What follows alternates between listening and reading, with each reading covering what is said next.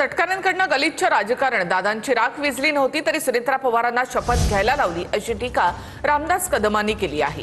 तर कुठलीही अभद्र टिप्पणी करू नये, जशास तसं उत्तर कदमांना मिळेल असं परांजपे यांनी म्हटलंय। डान्सबार प्रकरणावरून झालेल्या आरोपांवर बोलायला लावू नये असं देखील परांजपे म्हणाले। त्यानंतर सुनील तटकरेंनी जे गलिच्छ राजकारण केलं शरद पवार साहेबांना श्रेय देण्यासाठी, अजितदादांची स्मशानामधली राख देखील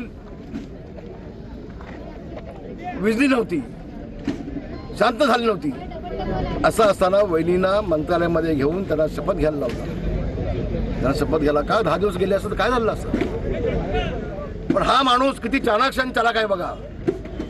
त्यांना असं वाटलं की शरद पवार साहेब ताबा घेतील। शिवसेनेचे उभाटाचे नेते ॲडव्होकेट अनिल परब यांनी विधिमंडळामध्ये आपल्यावर केलेले आरोप, आपल्या कुटुंबाच्या नावाने असलेला डान्स बार, हे आम्हाला बोलायला लावू नका।